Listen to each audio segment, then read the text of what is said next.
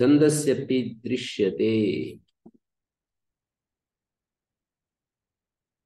अस्ति सत्यक्षणामनं छन्दस्यपि दृश्यते यतो वीता ततो अन्यत्रापि दृश्यते यथा अचीति उक्तम् अनजादोऽपि दृश्यते इन्द्रो दधीचो अस्थिभिः अनजादौ प्रत्यये अपि भिस् इति अनजादित्वम् अस्ति तर्हि अनजादोऽपि दृश्यते भद्रं पश्येमाक्षभिर्यजत्रा तृतीयादिषु इत्युक्तम् अतृतीयादिषु अपि दृश्यते अस्थानी उत्कृत्य जुहोति अस्थानी बन गया अस्त शब्द से अनंग होकर अस्थन बहुवचने अस्थानी तृतीयादिषु अपि दृश्यते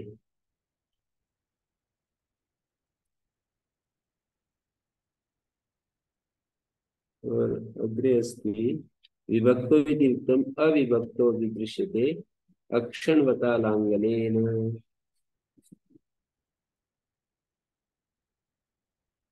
अस्थन्वन्तम् विभक्तो इति उक्तम् अविभक्तो अपि दृश्यते मतु प्रत्यये अपि दृश्यते अस्थन्वन्तम् यदनस्था बिभर्ति कितना अच्छा वाक्य है हड्डियों वाले इस ढांचे को बिना हड्डियों वाला धारण कर रहा है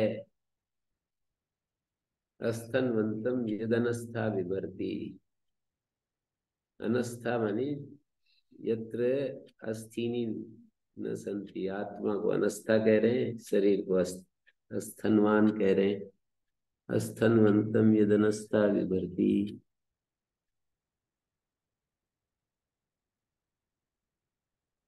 ईच द्विवचने द्विवचने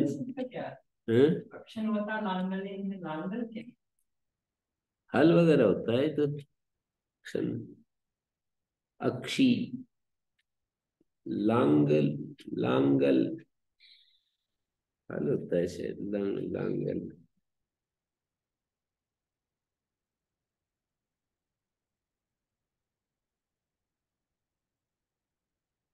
क्षण बताए तो वेद के कहीं के टुकड़े टुकड़े हैं कभी कभी पता नहीं चलते अक्षणवता लांगले अक्षी वाले लांगल के द्वारा अक्षणवता मानी अक्षी वाला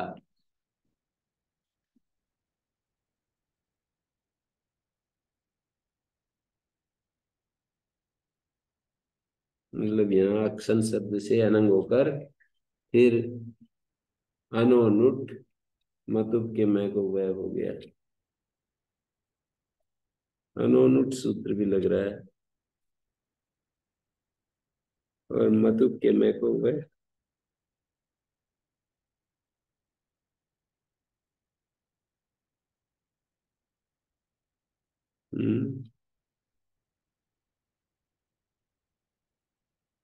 नुट आगम हो गया और अनुगो नकार से लोपे मादुब्धय स्थितिवत्तम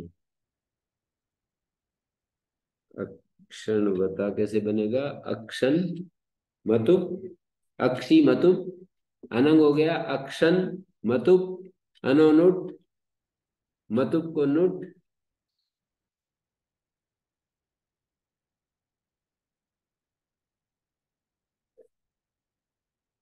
अक्षी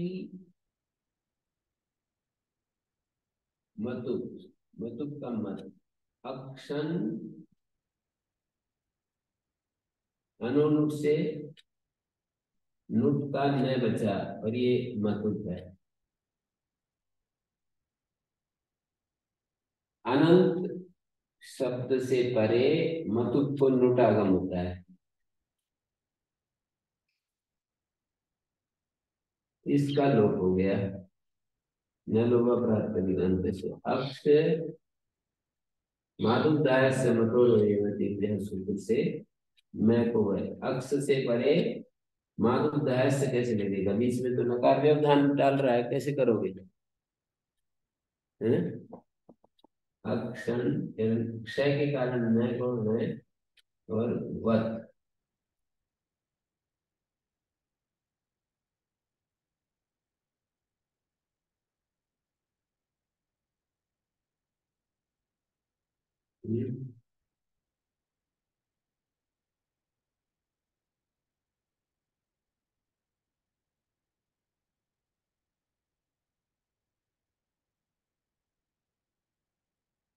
बोलिए। हैं? वीर विशेषण माधव धायस्य भी है, और भी तो है तरीका यहाँ पर। अनुरूप जो है बात का सूत्र है, माधव धाय से पहले सिद्ध हो जाएगा।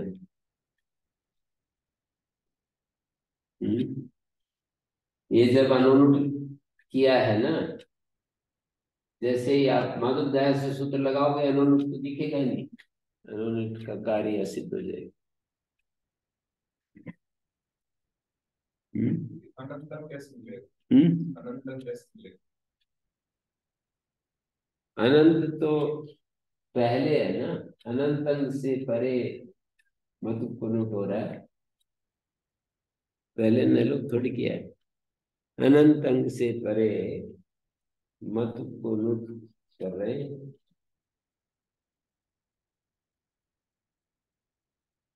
हम्म।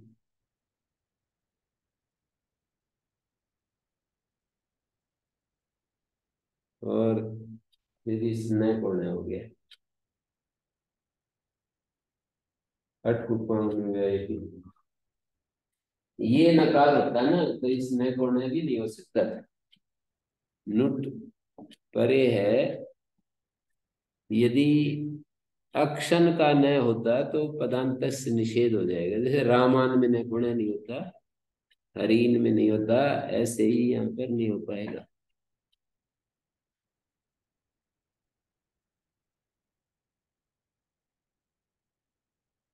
ईच द्विवचने द्विवचने परताच्छंसी विषय अस्त्यादीनाम ईकारादेशो भवति सच उदात्तो भवति अक्षित इंद्र पिंगले कपेरिव।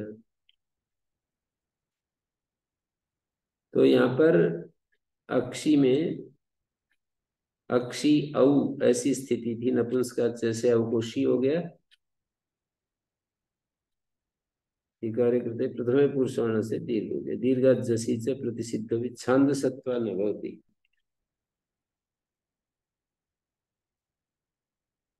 अक्षी औ इस स्थिति में नपुंसक सी भ और ईच द्विवचने इकार हो गया।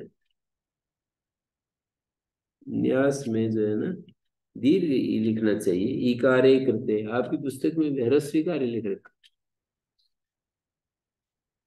ईच द्विवचन सूत्र देखो है, ह्रस्व इकार नहीं लिखा ना। ईकारे कृते में प्रथम पुरुष दीर्घ दीर्घ जसी च प्रतिषिद्ध शब्द। तो ईच ने अक्षीभ्याम ते नासिकाभ्याम अक्षी इत्यत्र नुम परत्वादिकारेण बाध्यते। नपुंसक से झलचा से नुम आगम प्राप्त है, अक्षी के अक्षी को नुम आगम प्राप्त है। किससे पाएगा? इकोची विभक्त नुम परत्वाधिकारेण बाध्यते, नुम बाध्यते परत्वाधिकारेण, परत्व से इकार हो गया, इकार नुम किससे पाएगा? इकोची विभक्त। नपुंसक जलचा तो सर्वनाम स्थान पर रहते करता है, यहाँ पर सर्वनाम स्थान पर है नहीं नपुंसक लिंग के कारण। तो नुम परत्वाधिकारेण बाध्यते तत्र कृते सकृत गतो विप्रसेदे यद्बाधितम तद्बाधितम एव पुनर्नुम न क्रियते। पुनः नुम नहीं होता है। नाभ्यस्तात् छतु अभ्यस्तादंगाद उत्तर से शतुर्नुम न भवति।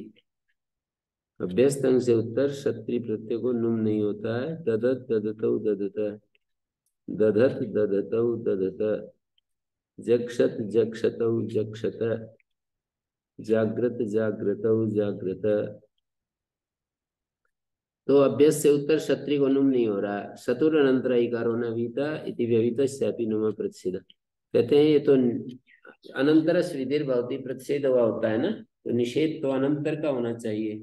ईकार जो है ना, ईकार का निषेध होना चाहिए। इस सूत्र से नुम का निषेध कैसे कर रहे हो, तो व्यवीत है। तो कहते हैं व्यवीत का भी हो जाता है जब वो मिले ही नहीं तो। क्षत्रिय के अनंतर ईकार कहा ही नहीं है।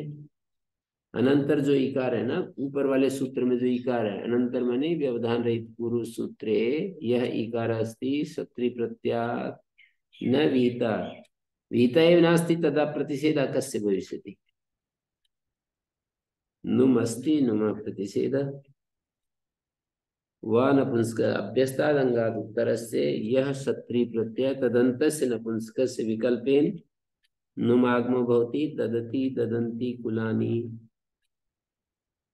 ददति कुलानि ददन्ति कुलानि, ददति ददन्ति कुलानि, जक्षति जक्षन्ति कुलानि, जाग्रति जाग्रन्ति कुलानि।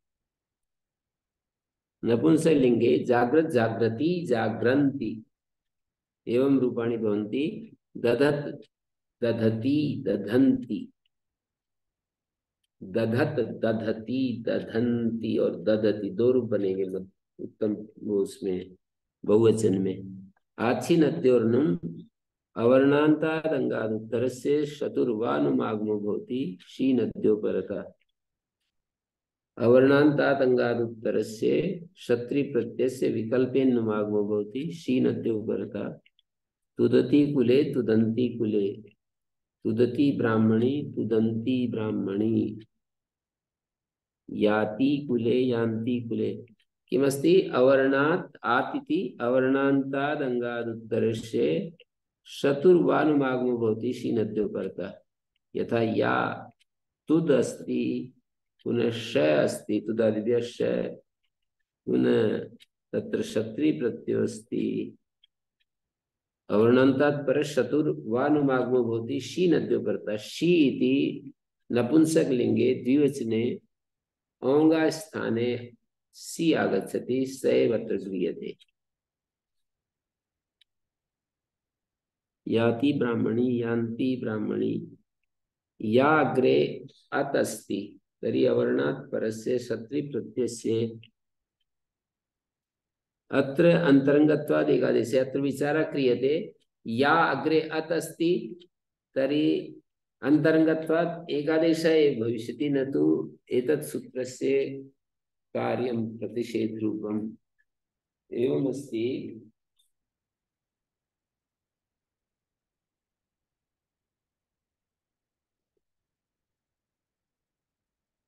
या अत् लुक् विकर्ण धातुः अस्ति, अग्रे स्ति अस्ति शी, नदी इत्यत्रापि गीप् उगितस्य गीप् आगच्छति है। अत्र पूर्वम् अत्र नुमागम उदितां सर्वनाम स्थाने धातु नुम् प्राप्नोति। आच्छिन्नत्योर्नुम् अवर्णात् परः क्षत्रिय प्रत्ययस्य नुमागमो भवति शी परतः।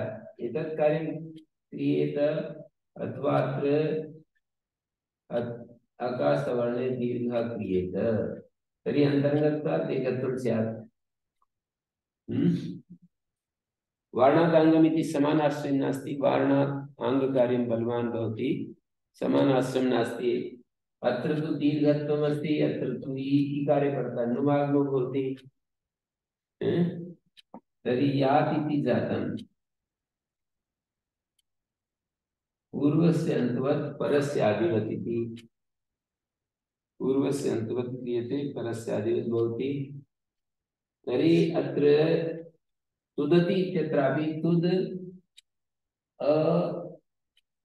क्षत्रिय प्रत्ययस्य अत् अग्रे ये अस्ति, अत्र उभयोरपि एकादेशः क्रियते, अकारयोः रूपं क्रियते। तर्हि अंतरंगत्वाद् एकादेशे कृते व्यपवर्गाभावात्, व्यपवर्ग इति भेदः, अत्र अवर्णान्तमस्ति, अत्र क्षत्रिय अस्ति इति भेदाभावात् व्यपवर्गो भेदो भवति। व्यपवर्गाभावात् अवर्णान्तादङ्गात् अवर्णान्तादङ्गात् इति वक्तुं न शक्यते। उत्तरस्य अवर्णान्तादङ्गात् उत्तरस्य चतुरिति न युज्यते वक्तुम्। अवर्णान्तादङ्गात् उत्तरस्य क्षत्रि प्रत्यय इति न युज्यते। उभयताशय अन्तादिवत् इति अन्तादिवत् भावो नास्ति। अवर्णान्तादङ्गात् पुनः क्षत्रि प्रत्यय परस्य आदिवत् भावेन क्षत्रि प्रत्ययस्य पूर्वसन्त्वत् भावेन अवर्णान्तमङ्गं स्यात् तर्हि तत् न भवितुमर्हति। भूतपूर्व गति आश्रयणं यदि क्रियते भूतपूर्वम् अवर्णान्तमस्ति तर्हि अदति घ्नति इत्येवम् आदिषु अतिप्रसङ्गः स्यात्। अदति धातु अस्ति न अद धातु, तत्रापि भूतपूर्वम् अवर्णान्तमस्ति। शप् प्रत्यय आगतः घ्नति इत्यत्रापि शप् प्रत्यय आगतः तस्य अधिप्रवृत्तिः सपा लुक् जातः तर्हि भूतपूर्वम् अवर्णान्तमस्ति।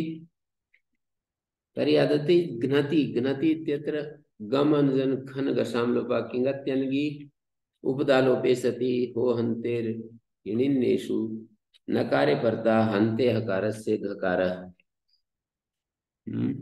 घ्नति इत्येमादिषु अति प्रसंग इति चेत् अत्र समाधिं केचिदाहु। इस समस्या का केचन जनाः एवं समाधानं कुर्वन्ति। सतुर अवयवे क्षत्रि शब्दो वर्तते। क्षत्रि प्रत्यय का अवयव जो है तय बचेगा ना। क्षत्रि प्रत्यय के ये आकार तो इधर आ गया तो पूर्व का अंत होने से अवर्णांत हो गया और क्षत्रि का अवयव जो तय है उसको क्षत्रि शब्द से कह दिया। अवर्णांतादंगात् उत्तरो यह क्षत्रि अवयव है। अवर्णांत अंग से उत्तर जो क्षत्रि प्रत्यय का अवयव, ऐसा समाधान दे दिया। फिर क्या होगा, तकार का ऐसे अर्थ हो जाएगा, तकार से पुनः अंग की तदंत विधि हो जाएगी, अंगस से की आवृत्ति हो जाएगी। जैसे अंगस से हला आदि में अंगस की आवृत्ति होती है ना, ध्यान दिया। हला सूत्र में अंग की आवृत्ति होती है, ऐसे यहाँ भी अंगस की आवृत्ति हो जाएगी।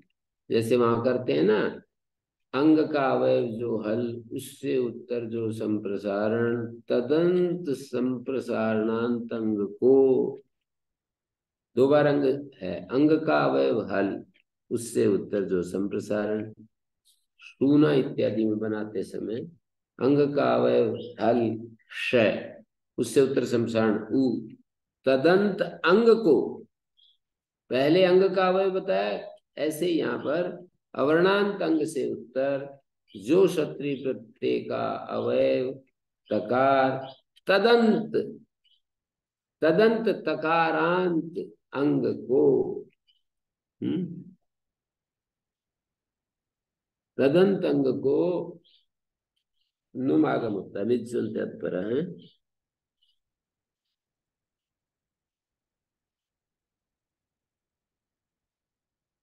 यहाँ पर भी युगपद उभयम नाश्रियते क्रमेण उभयम आश्रितम भवति अंतादिवत भाव।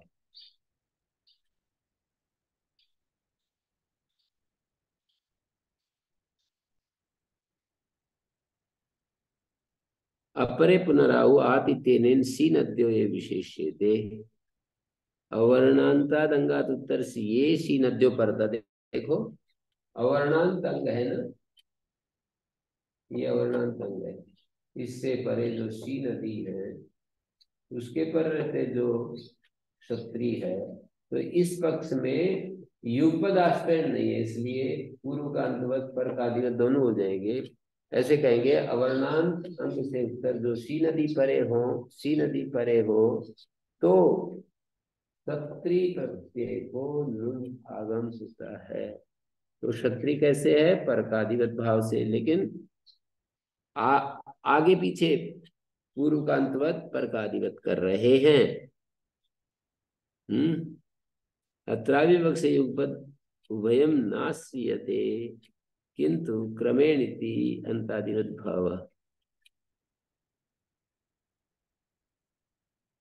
ठीक है, कह रहे ना सी नदियों ये विशेष है, सीधा आप से सी नदी को, पर सी नदी को विशेष करेंगे तो बीच में क्षत्रिय दिखाई देगा, तो ऐसे उसको क्या करना पड़ेगा, सी नदी को विशेष करने के लिए अवर्णांत से, अवर्णांत के संबंधी जो सी नदी, ऐसे भी नहीं कर सकते।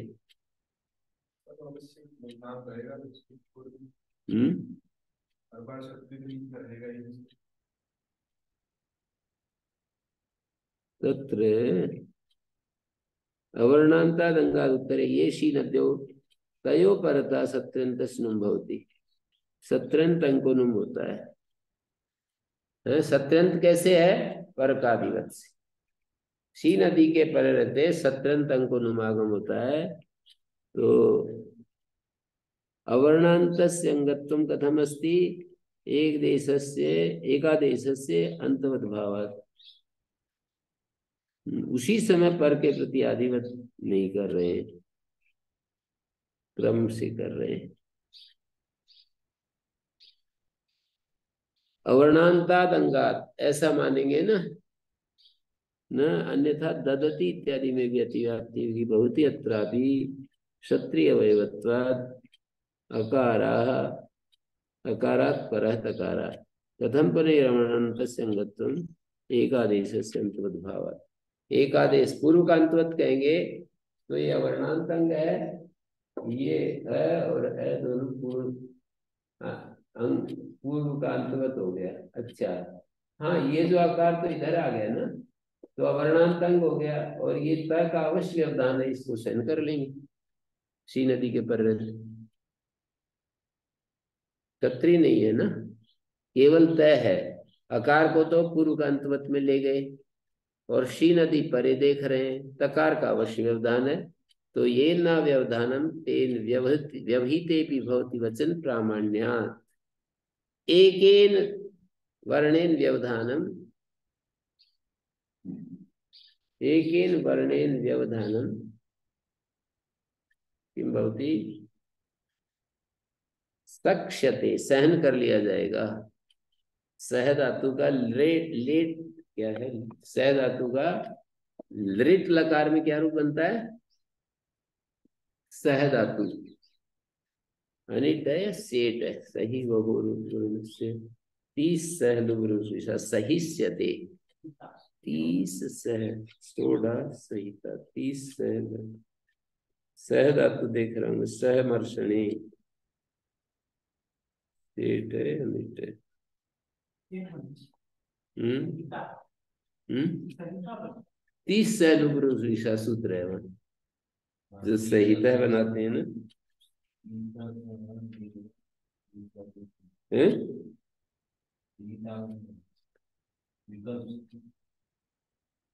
वो तो 30 सहलुब्रुस दिशा है, से में पूछ रहा हूं मैं।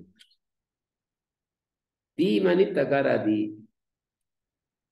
इस सह लुब रुस रिस 5 धातु, इस सह लुब रुस रिस, इनको तकार आदि प्रत्यय में विकल्प से आगम होता है। सहमर्षणी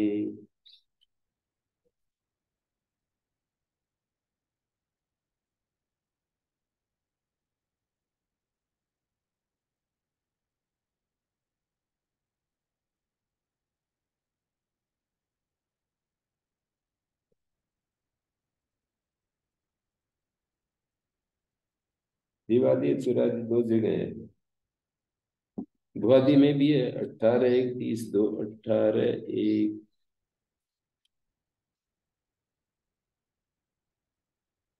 उदात्त है एक जगह, तो ये उदात्त धातु है, सहिष्यते, और रमु क्रीड़ा में दत्त है, और दिवादी दिवादी 30 2,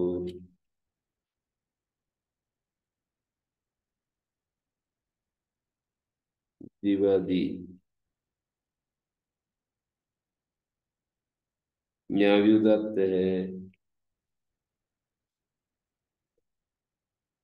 और एक है सुरादिगण में 52 एक।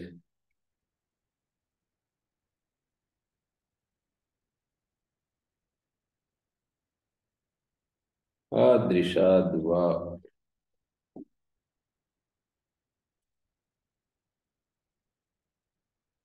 ठीक है, सहिष्यते बनेगा, सहिष्यते, क्योंकि सेठ धातु है, सब जगह उदात्त पड़ी है। और जो सोढ़ा रूप बनता है वो कैसे बन जाता है जब सेठ है तो?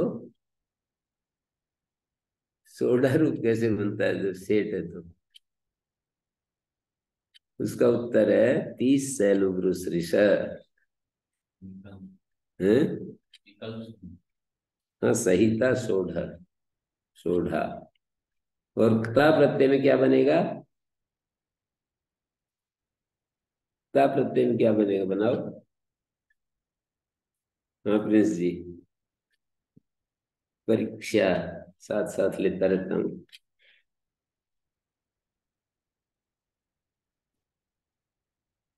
भगिन्या सह धातो ता प्रत्यय किम रूपम भविष्यति? सेठ धातुरस्ति।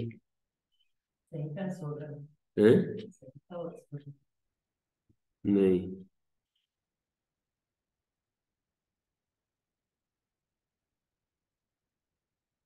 हैं? भगिन्यस्तु किमपि न उत्तरन्ति अद्यत्वे। हैं? नहीं, तो एक तो कोई ना कोई बनेगा, सब बताते रहोगे तो सही था तो नहीं बनता है, सोढ़ा बनता है। सोढ़ा वो भी है ना, पराजेर असोढ़, ऐसे ही विचार कर लेते। क्यों? क्योंकि यह विभाषा जिस धातु को कहीं भी विकल्प हो जाता है निष्ठा में नहीं होता है। 30 सैल उब्रुस ऋषा विकल्प कर रखा है, तो फिर निष्ठा में कैसे होगा?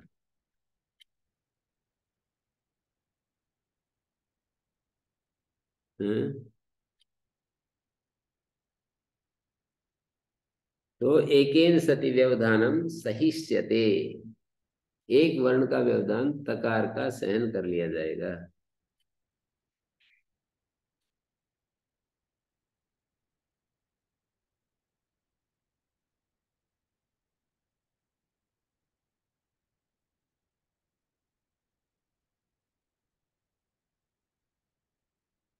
तत्र ये ना व्यवधानम, अच्छा वही लिख दिया, मैं तो अभी देख रहा हूँ। तेन न व्यवधानम तेन व्यवहिते विवचन प्रामाण्य तकारेण व्यवधानम आश्रयिष्यते। आदिति किम कुर्वती सुन्वती सीनद्यो इति किम तुदताम नुदताम। आदिति किम कुर्वती, यहाँ अवर्ण से उत्तर नहीं है, ऊ है ना, उकार है यहाँ पर। सीनद्यो इति किम तुदताम, अत्र सी नदी परे नास्ति। किमस्ति तुदताम इत्यत्र?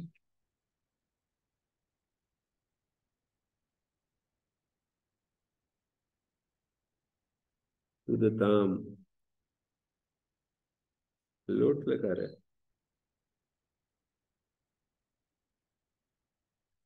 अथवा षष्ठी बहुवचने किमस्ति तुदताम। नद्योः अत्र।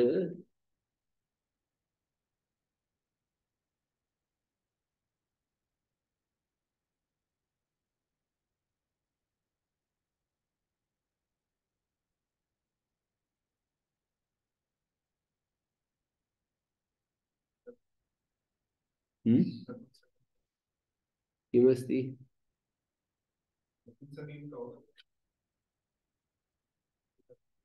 नपुंसकलिंग का तुदताम।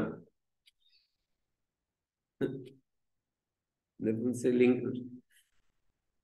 नपुंसकलिंग कर कैसे गए?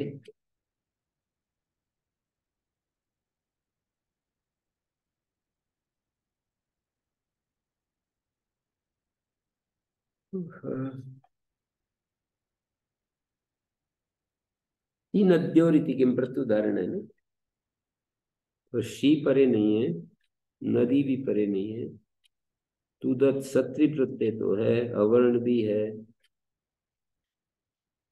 सत्री प्रत्यय भी है, अवर्ण भी है, षष्ठी बहुवचन है जी, क्योंकि सत्री भी दिखाना पड़ेगा, अवर्ण भी दिखाना पड़ेगा। यदि तिङंत प्रयोग दिखाएं तो सत्री भी खत्म हो जाता है ना। एकांग विकल होते हैं प्रत्युदाहरण, एक अंग की कमी देखते हैं बस।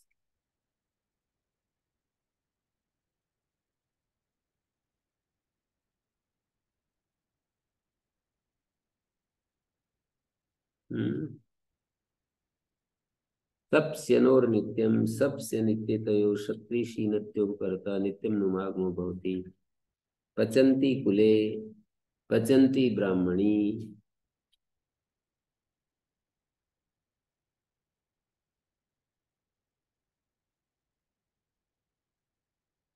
पचन्ति कुले पचन्ति ब्राह्मणी, अत्र दिव्यन्ति कुले दिव्यन्ति ब्राह्मणी, सप्स्य नित्यतयो संबंधी क्षत्रि प्रत्याशी नद्योपरता नित्यम नुमागमो भवति, पचन्ति कुले पचन्ति ब्राह्मणी, दिव्यन्ति कुले दिव्यन्ति ब्राह्मणी, नित्य ग्रहणम वा इत्यस्य अधिकारस्य निवृत्त्यर्थम। ई आरंभ सामर्थ्यात् नित्यम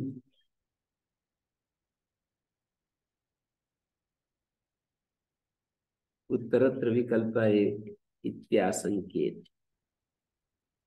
कहते हैं यहाँ आरंभ सामर्थ्य नित्य ही तो होगा, ये ऊपर वाला सूत्र विकल्प है, तो आरंभ सामर्थ्य से वो भी अवर्ण में करता है और सपोर्शन भी अवर्ण है, तो आरंभ सामर्थ्य नित्य में भविष्यति किमर्थम नित्य ग्रहणम, नित्य इत्यस्य ग्रहणम किमर्थम, अस्य नित्य ग्रहण किमर्थम वा इत्यस्य अधिकारस्य निवृत्त्यर्थम। पुनः कथयन्ति आरंभ सामर्थ्य नित्यम उत्तरत्र विकल्पाय, अत्र तु नित्यम अस्ति, अग्रिमेषु सूत्रेषु विकल्प अस्ति इति संभाव्येत, इति संभावना स्यात्, तन्निवृत्त्यर्थम नित्य ग्रहणम। कि अग्रे वा इत्यस्य अनुवृत्तिर्न गच्छति।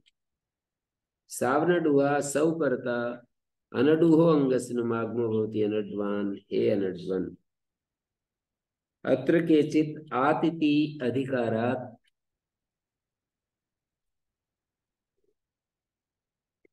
आम अमो कृतयो नुमं कुर्वन्ति। केचन जना एवं केचन वैयाकरणा आतिथि अधिकारात् आम अम आगमयोः कृतयोः, आम आगमे अमी च कृते सति नुमं कुर्वन्ति, तेन नुमा अम आमौ न बाध्यते, नुम के द्वारा अम और आम बाधित नहीं होते। आम अम्भ्याम से नुम, आम और अम नुम को नहीं बाधते और नुम आम अम को नहीं बाधता। बाध्य बाधक भाव नहीं है, बाध्य बाधक भाव नास्ति अत्र।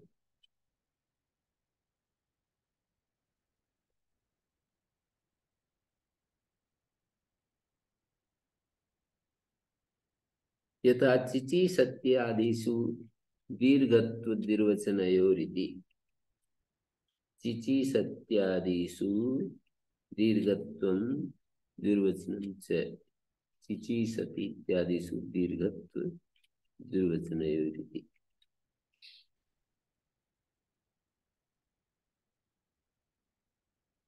कैसे पता चलता है बुद्धि की बाध्य बाधक भाव नहीं? हैं? कैसे पता चलता है कि बाध्य बाधक भाव नहीं? ये दे दो, बता दिया ना। अत्र केचित् आतिथि अधिकार हेतुरस्ति, अत्र आत अधिकार हेतु के रूप में दे रहे हैं ना। आम अम, अलग नहीं, अपने आम और अम आत अधिकार तभी बनेगा ना जब अवर्ण हो गया, और अवर्ण तब बनेगा जब आम और अम आ जाएंगे। आम और अम उपस्थित हो गया तभी तो अवर्ण बनेगा अनडू शब्द में, नहीं तो उकार रहेगा। दू के बाद आ गया, आ गया, संबोधन में आता है, तो आ और आ गया, तब ये अवर्ण के बाद नुम आएगा, तो क्रम से हो जाएंगे एक के बाद एक। बाध्य बाधक भाव नहीं है। अपने तू में लिखा है अत्र में लिखा है। नहीं, वो मैं नहीं कह रहा हूँ, मैं इसकी कह रहा हूँ। अत्र केचित आतिथ्य अधिकारात, आपने पूछा था कैसे जानते हैं बाध्य बाधक भाव नहीं है, तो दूसरे तर्क अपने तू में लिया है उसको तो मैं अभी बताऊंगा। पहले अधिकाराद आम अमो कृतयो नुम इच्छन्ति तेन नुम आमो न बाध्यते, नुमा आमामो और आम व्याम नुम परस्पर बाध्य बाधक भाव नहीं, ये पूरी बात हो गई। मतलब ये पहले अत्र के चित्त की व्याख्या हो गई। अब अपरे पर आ जाओ। सत्य भी सामान्य विशेषत्वे, सामान्य विशेष भाव होते हुए भी आम अमोर नुमश्च, आम के और नुम के बीच में सामान्य विशेष भाव होते हुए भी समावेशम इच्छन्ति न बाध्य बाधक भाव, समावेश चाहते बाध्य बाधक भाव नहीं। सामान्य विशेष में दो बातें होती हैं। सामान्य विशेष स्थले वार्ता द्वयम भवति, क्वचित बाध्य बाधक भाव भवति, क्वचित च समावेशो भी भवति। समावेशम इच्छन्ति न बाध्य, यथा चिची सत्य उदाहरणं दीयते, यथा चिची सति इत्यादिषु ची धातुरस्ति अग्रे सन प्रत्ययोस्ति तत्र दीर्घत्वं निर्वचनं च सामान्य विशेष भावे सति किमस्ति समावेश रूपेण तत्र द्वयमपि भवति। चिची सति इत्यत्र समावेशो भवति इति निर्वचनमपि भवति, नहीं दीर्घत्वं भवति पूर्वं पुनः निर्वचनमपि भवति। तथैव अत्रापि आम अम इति पूर्वं भवति पुनः नुम अपि भविष्यति। सामान्य विशेष भावे अत्र समावेशम इच्छन्ति न बाध्य बाधक भाव।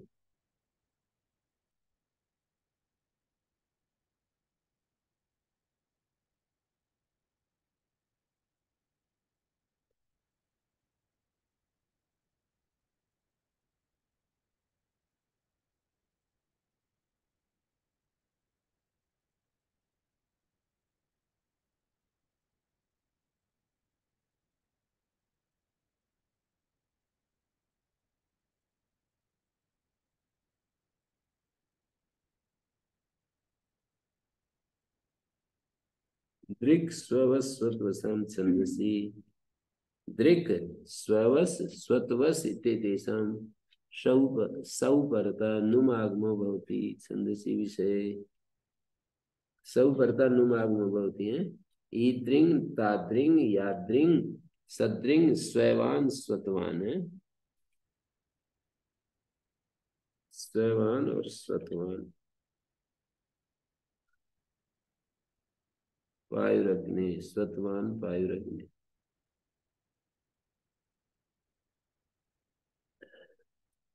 दिवौ दिवितेतस् सौ परता औतित्यमादेशो भवति द्यौः। दिविति प्रातिपदिकमस्ति निरनुबन्धकम्, धातुस्तु सानुबन्धकः स न गृह्यते अक्षद्यु तत्र तु ऊठ् भवति। निरनुबन्धग्रहणेन सानुबन्धकस्य ग्रहणं भवति, तर्हि अक्षद्यु इत्यत्र ऊठ् भवति। पथिमथि ऋभुक्षामात् पथिन् मथिन् ऋभुक्षिन् इत्येतेषाम् अङ्गानां सौ परता आकारादेशो भवति। पंथा पंथानौ पंथान। पथिन शब्दो अस्ति नकारस्य आकारादेश, स्थानीय अनुनासिके भी आकारो अनुनासिको न भवति, भाव्यमानेन सवर्णानां ग्रहणं न भवति इति शुद्धो येन उच्चार्यते। आत् इति शुद्धो उच्चार्यते इति कृत्वा स्थानीय नकार अस्ति, नकारस्य स्थाने यदा आकार आगच्छति तदा अनुनासिका स्यात् परम न भवति अनुनासिका। कथम कथम शुद्ध उच्चार्यते, आकारा शुद्ध उच्चार्यते, भाव्यमानेन सवर्णानां ग्रहणं न इति परिभाषा विवर्तते हैं। इतोत्सर्वनाम स्थाने पथि मथि ऋभुक्षिन् इत्येतेषाम् इकारस्य स्थाने अकारादेशो भवति। सर्वनाम स्थाने परता पथिनिति इकारा, मथिनिति इकारा, ऋभुक्षिन् इति इकारा, सर्वत्र इकार से अकारादेश हो जाता। तर्हि पंथा मंथा, मंथा इति मथि मथन दंडः भवति न, स मंथा भवति। और ऋभुक्षा वैदिकः प्रयोगः अस्ति। विभुक्षा तु ऋभुक् आत् इति वर्तमाने पुनरद्वचनं श पूर्वार्थम्। ऋभुक्षा ऋभुक्षाणो ऋभुक्षाणा इति नकारस्य तु आकारादेश, इकारस्य अकारादेश, आकारादेश इकारस्य अकारादेश, पुनः ऋभुक्षाः इति जातम्। ऋभुक्षाणो अत्र तु ऋभुक्षिन् शब्दो अस्ति। इतोत्सर्गनाम स्थाने अत्र तु सर्वत्र पंथा पंथानो पंथाना सर्वत्र इकारस्य अकारस्तु भविष्यति, परं नकारस्य आकारादेशो केवलं सौपरता भवति। तथिमति ऋभुक्षमात् इत्यनेन सौपरता आकारादेशो भवति। सर्वनाम स्थाने तु इकारस्य आकारो भी भवति। पुनः अत्र किं भवति?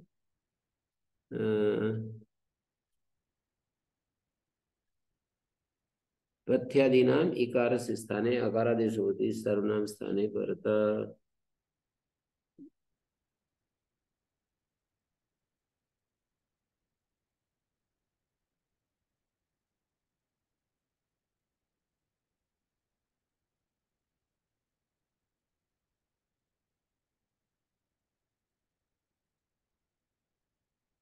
किं जातम्? इतोत्सर्गनाम स्थाने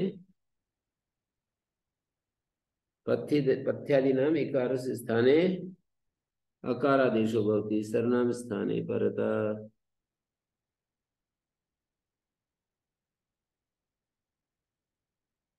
ऋभुक्षा ऋभुक्षाणो ऋभुक्षाण ऋभुक्षाणं ऋभुक्षाणौ,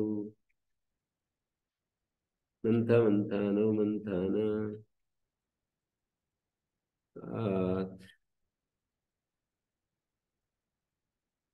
ऋभुक्षा शब्द से अर्थ है कास्ति, हम जानते हैं। ऋभुक्षा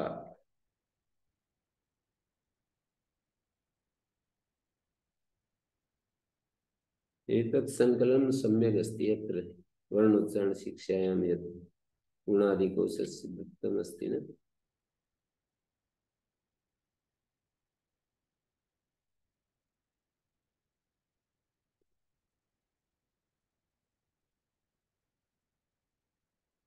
ऋभुक्षा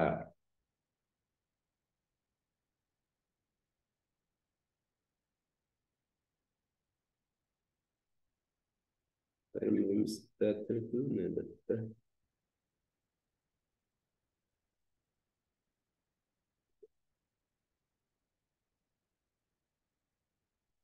ऋभुक्षा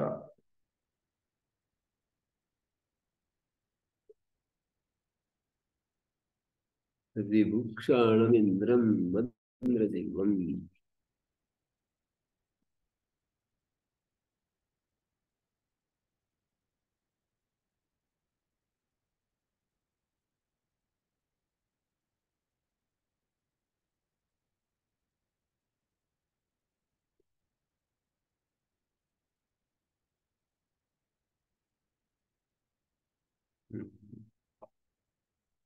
गुणादिकोशे न दत्तः, वेदे अवलोकनीय भविष्यति।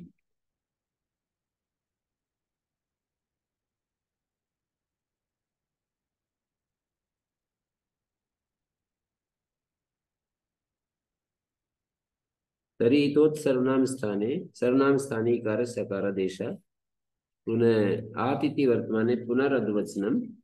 आतिथि वर्तते, पुनः अकारस्य किमर्थम्? अस्य सर्वनाम स्थाने यदि आकारादेशः क्रियते, सर्वनाम स्थाने इकारस्य आकारादेशः क्रियते, तदा पुनः नोपधाय इति दीर्घत्वं सर्वनाम स्थाने च सम्बुद्धो इति दीर्घकरणमपि न भविष्यति, प्रक्रिया लाघवं भविष्यति। सर्वनाम स्थाने च सम्बुद्धो इति सूत्रेण षष्ठ अध्याये चतुर्थे पादे दीर्घत्व विधानमस्ति, तदपि करणीयं न भविष्यति यदि आकारादेशो विधीयते। इकारस्य स्थाने आकारादेशो, इकारस्य यदि आकारादेशः क्रियते तदा तत्र प्रक्रिया लाघवम् अपि जायते। तत् किमर्थम्? अतिरिक्तम् अतिथि उच्यते। आतिथि वर्तते, तत्र इकारस्य आकारादेशः करणीयः, पुनः दीर्घो भी भविष्यत् न भविष्यत् दीर्घोपि करणीय न भविष्यति, दीर्घत्वमपि न विधातव्यं भविष्यति, न करणीयं भविष्यति, स्वतः सिद्धत्वात्। यदि आकार क्रियते तथा दीर्घत्वं तु स्वतः है, स्वतः सिद्धं भवति। तर्हि किमर्थम् अत्र ह्रस्वकारादेशो क्रियते? तर्हि उच्यते ह्रस्वकारादेशः न सपूर्वस्य निगमे इति एकं सूत्रमस्ति षष्ठाध्याये चतुर्थे पादे। वा सपूर्वस्य निगमे ह्रस्वविधाने वा सपूर्वस्य निगमे इति दीर्घविधानात् पक्षे भवति। ऋभुक्षम सपूर्वस्य ऋभुक्षम इंद्रम और ऋभुक्षाणम इंद्रम इति प्रयोगद्वयं भविष्यति। ऋभुक्षणम इत्यत्र वा सपूर्वस्य निगमे इति दीर्घ विकल्पः सेत्स्यति। ह्रस्वकारे सति ऋभुक्षणम ऋभुक्षाणम इति प्रयोगद्वयं सेत्स्यति। आत् क्रियते चेत् ऋभुक्षाणम एका एव प्रयोगः स्यात्, ऋभुक्षणम इति अपरः प्रयोगः न सिद्ध्येत्।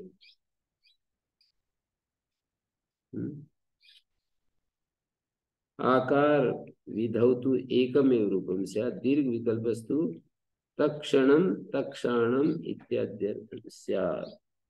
यहाँ से अर्थ को हटा के वहां लगा लेंगे। ये अर्थ को यहाँ से हटा के वहीं लगा लें।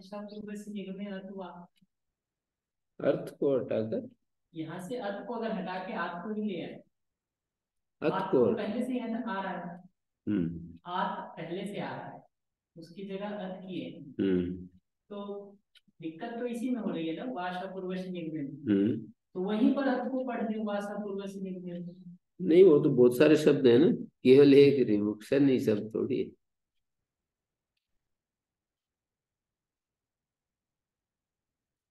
बहुत सारे शब्द हैं, जैसे तक्षण शब्द है,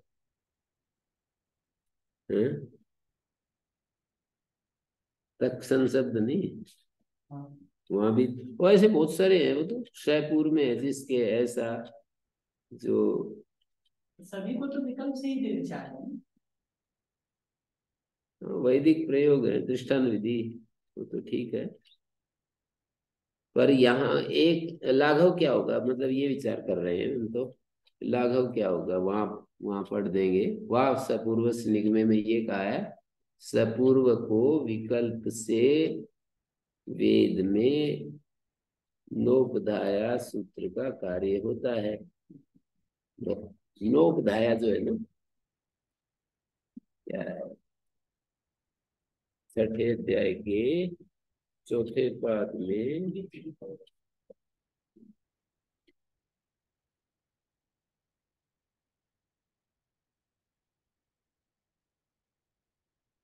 वह सपूर्व, हाँ, स्वपूर्व से अचो नोपधाया नियम सर्वनाम स्थान में और असंबुद्धि में वा दीर्घ भवति। स तक्षाणम तिष्ठन्तम अब्रवीत, स तक्षणम तिष्ठन्तम अब्रवीत, ऋभुक्षाणम इंद्रम ऋभुक्षणम इंद्रम। 1:111 में देख ले सकते हैं हम वेद में इसका अर्थ। 1:111 ऋभुक्षाणम ऋभुक्षणम 1:111 ऋग्वेद 1:111 पहले मंडल के 111वें सूक्त का चौथा मंत्र में है ये।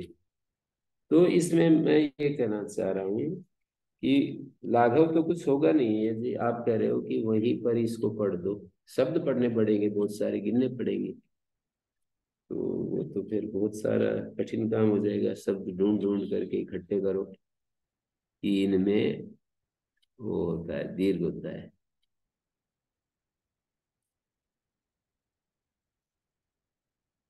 सारे शब्दों में तो होता नहीं है, कहीं होता है कहीं नहीं होता है। ऋभुक्षिन शब्द को मतलब सपूर्व विषय में यहाँ पर नहीं चलेगा। हितोवत सर्वनाम स्थाने, यहाँ ऊपर वाले सूत्र में पथि मथि ऋभुक्षिन 3 शब्द पड़े हैं, उनमें से एक ऋभुक्षिन शब्द को कैसे निकालें। रिभुक्षा की सिद्धि अलग करें या तो आगे देखिए स्थोंथ को नथादेश होता है। को नथादेश होता है। जैसे इतोत सर्वनाम स्थानीय कार को अकार हो गया, नथादेशो भवति सर्वनाम स्थाने पर था। पंथा पंथानो पंथाना, मंथा मंथानो मंथाना, ऐसा हो गया। को नथा आदेश हो गया। भस्य टे लोप पथ्यादीनाम भय संज्ञका नाम टे लोपो भवति। पथय पथा पथे सर्वनाम स्थाने अनुवर्तमानम अपि विरोधादीन संबद्धते। भय संज्ञा सर्वनाम स्थान के साथ मेल नहीं खाती, तो इसलिए अनुवृत्ति होते हुए भी यहाँ संबंध नहीं होगा। अगले सूत्र में जाएगा पुंसो सुंग पुंसा इत्येतत् सर्वनाम स्थाने परता सुंग इत्यमादेशो भवति। पुमान पुमांसो पुमांसा यही परम पुमान इति प्रागे प्रत्योत्पत्ते समासान्तोदात्तत्वम् उत्पन्नायां विभक्तो असुंग इति अनिष्टा स्वर प्राप्नोति। तदर्थम असुंगी उपदेशीवद वचनम कर्तव्यम। तेन परम पुमान इति अंतोदात्तो भवति। पुमान इत्यं पुनराद्युदात्त। परम पुमान तो अंतोदात्त होता है और पुमान आद्युदात्त ही रहता है। पुमान को तो पू को उदात्त कर लेता हूँ, और परम पुमान में माँ जो है ना अंतोदात्त होता है। फिर एक बार तदर्थम असुंगी, उसको हटाने के लिए असुंग में उपदेश उद्भाव करना चाहिए। अर्थ शब्द यहाँ निवृत्तिवाच्य है, मस्कार्थ हो धूमा की तरह।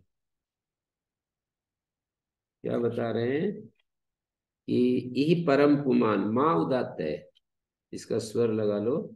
परम पुमान इति प्रागे प्रत्युत्पत्ति, प्रत्युत्पत्ति से पहले समासांतोदात्तत्वम, प्रत्युत्पत्ति से पहले ही समासांतोदात्तम उत्पन्नायम विभक्तौ, और फिर विभक्ति आएगी तो असुंग होगा। पुंसो सुंग इति अनिष्टा स्वर प्राप्त होती। बाद में असुंग होगा तो अनिष्ट स्वर पाएगा। पहले हमने क्या किया, प्रत्युत्पत्ति से पहले समासांतोदात्त कर लिया, तो क्या बना, परम पुम शब्द है, पुम्स, तो पू को उदात्त होगा ना। विभक्ति आने से पहले, प्रत्युत्पत्ति से पहले समासांतोदात्त करेंगे तो पुम को उदात्त होगा, परम पुम को उदात्त होगा। समासांतोदात्तत्वे कृते उत्पन्नायम विभक्तो, फिर उत्पन्न आई विभक्ति आई, फिर विभक्ति के पर रहते असुंग हुआ, सर्वनाम स्थान पर रहते फिर असुंग हुआ। तो असुंग जो होगा वो पुम्स के स को असुंग बैठेगा, तो पुम्स के स को असुंग आदेश होगा, तो इसका अनुदात्त पाएगा। असुंग के जो वर्ण रही, जो व्यंजन के स्थान में कोई आए हैं, तो वो संसन धर्मी होते हैं व्यंजन। तो व्यंजन के स्थान में जब असुंग आकर बैठेगा, उसका स्वर क्या होगा, कोई पूछे हैं? नहीं, वो कैसे होगा, वो तो परम पुंस देखिए,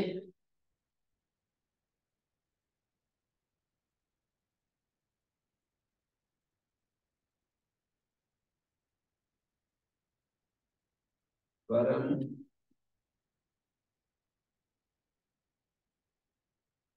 ये समासन को याद करेंगे तो यहाँ जाएगा।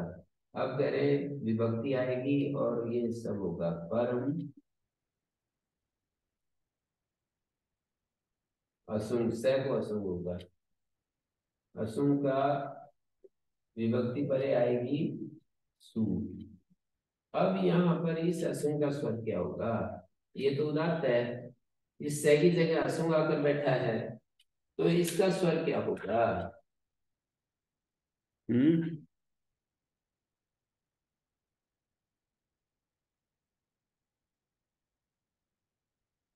इसका स्वर क्या होगा, ये विचार करेंगे।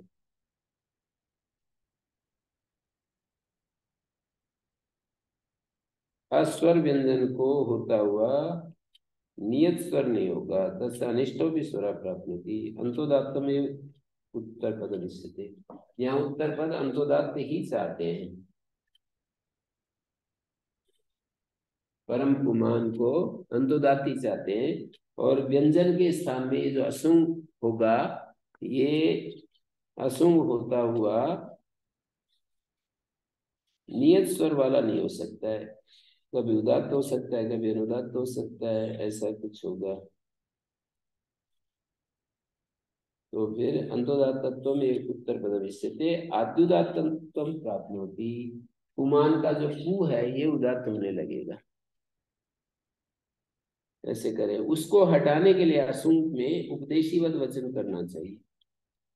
उसको अनिष्ट स्वर को हटाने के लिए उपदेशीवत उपदेशो स्यात्युपदेशी सकारा स यथा उपदेश अवस्थायां सन्निहिता तया असुंग अपि तथा असुंग अपि सर्वनाम स्थाने इति विषय सप्तम्यं आश्रयणीय तत्र समासानन्तरम् एव परत्वाद् असुंगीकृते पश्चादुदात्तत्वं भवत् असुंगा एव अकारस्य भवति इति सिद्धमिष्टम्।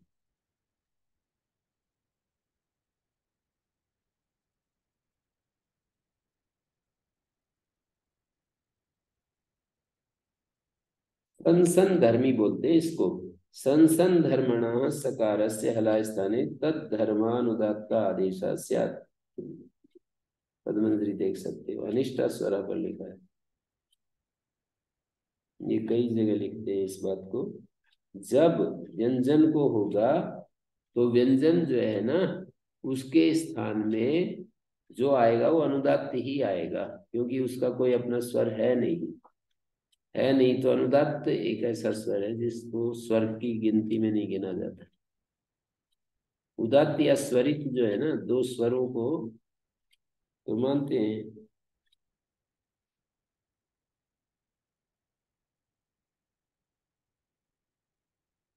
तो यही बात कह दी यहाँ पर, अनुदात्त हो जाएगा असुंग तो उत्तर पद अनुदात्त होने लगेगा, पू का उदात्त होने लगेगा, जबकि उत्तर पद अंतोदात्त चाहते हैं। में भी समासांतोदात्त तुम असुंगी कृते, समासांतोदात्त तो कर दिया, असुंग करने पर अनत्यंतत्वात् निवर्तिष्यते, अनंत्यत्वात् निवर्तिष्यते, असुंगस्य अंत्यत्वात् प्रवर्तिष्यते नहीं तदस्ति। ऐसा होगा नहीं। कोई कहे कि जैसे ही हम वो असुंग करेंगे ना तो समासांतोदात्त तो यद्यपि कर दिया है, देखो ध्यान से, समासांतोदात्त तो कर दिया है इसको पहले, जैसे ही समास हुआ इसको उदात्त कर दिया, फिर विभक्ति आई, फिर असुंग किया सकार की जगह, तो बोले ये असुंग आएगा तो ये हट जाएगा, यहाँ से हट करके यहाँ शिफ्ट हो जाएगा।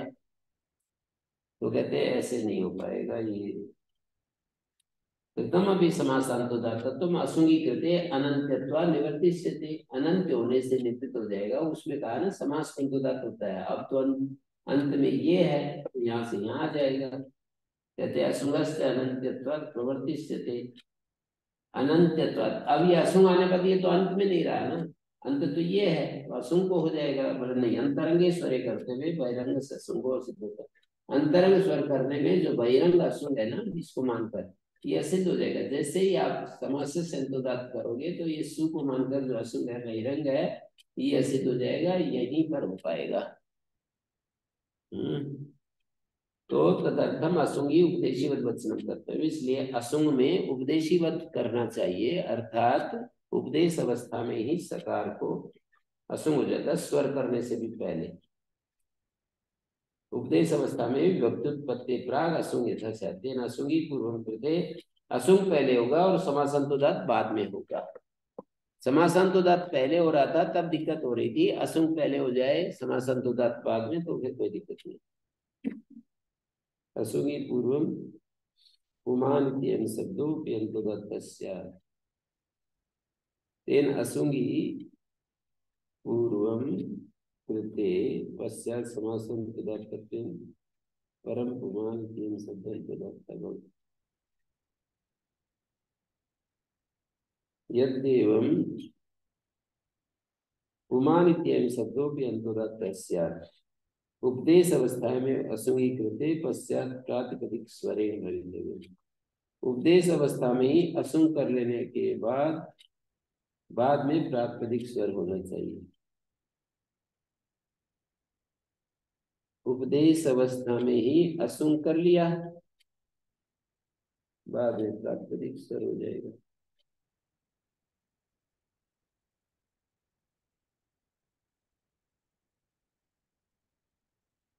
मतलब पुमान शब्द में भी फिर अंतोदात्ती होने लगेगा, ऐसी समस्या है। तो उसको कहा इन्होंने परम पुमान का तो पुमान इतम पुनरादि जाता। क्यों? पुम शब्दोयम पुनाते मुख सुनौ ह्रस्वस्य मुख प्रत्यंत उत्पादिते निज स्वरेण ददाता भवति।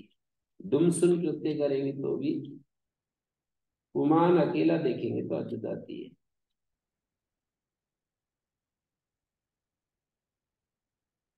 ओम शांति शांति